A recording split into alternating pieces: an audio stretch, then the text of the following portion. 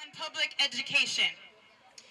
A nation at risk, they called it, right? Governing and corporate elites were setting up their 30-year plan to take over what they saw as a $3 trillion industry, the industry of public education. And they were figuring out a way to get their hands on this business and get that money in their pockets. Right? I could talk about how we've seen both of these systems, mass incarceration and the privatization of public ed, grow over the past 30 years. Swallowing up public resources, community stability, public health and family health, and individual lives.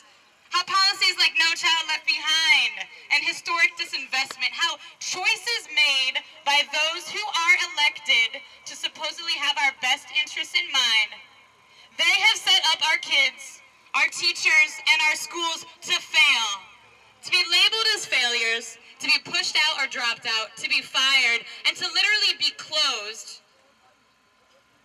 And it's a failure by their design, right? And it feeds their insatiable hunger for privatization, and it serves to dispossess our students, black and brown, poor and working class students, of their public schools, their human right to a free, quality public education. It punishes, it criminalizes, it squashes creativity, and it rips away our community stability, right? It ruins the lives and futures of so many generations. So I could stand up here, like I said, all day and tell you about that big picture. But actually, today what I really want to talk to you about are my students. I'm a teacher with the Teacher Action Group and the Philly Federation of Teachers. That's right. And I work at Bartram High School, deep in Southwest Philly, where the strains of poverty, I'm talking generational poverty, are very real.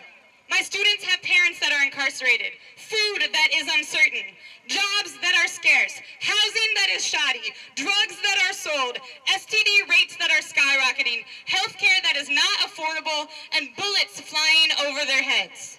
Okay? Many of my students are living in very real trauma, with very few luxuries of opportunity, and with very little room to make a mistake. We're talking about living on the edge of survival.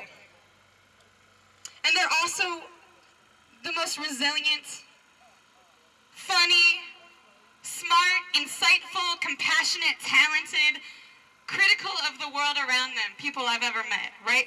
They have just not had the educational opportunity that their peers 10 miles away and across the nation have had.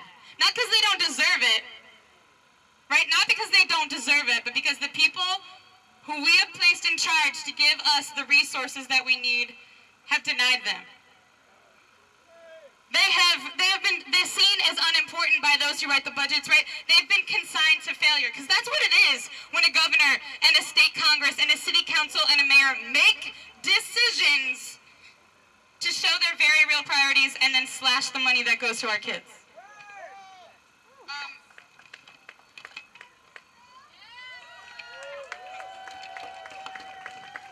So what they're doing is abandoning us. So I want us to say it together. When they shut down 24 schools in our city, they are abandoning us, okay? When the best they can do is give us a doomsday budget that cuts everything that a student needs to do to be well-rounded, like counselors, like art, like music, like sports, like reading specialists. Say it with me. They are abandoning us.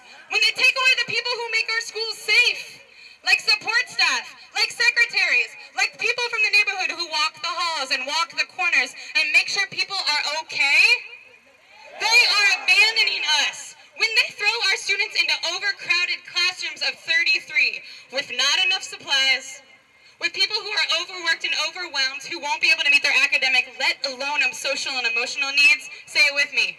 They are abandoning us. And when they smile and they throw cocktail parties and they shake hands with testing companies and prison construction companies, while we don't have potable drinking water or clean toilets or healthy food in the United States of America, one of the wealthiest countries in the world in 2013, they are abandoning us. And we will not let them abandon us anymore. So that's why I, as a taxpayer and a voter and a teacher in marching today with Decarcerate PA.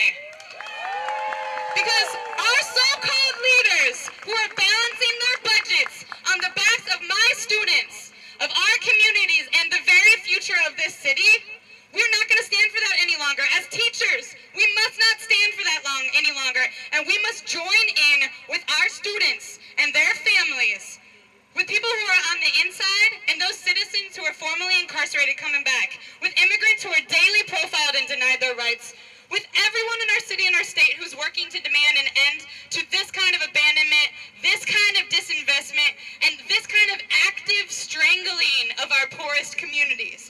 We're not going to allow it anymore, are we?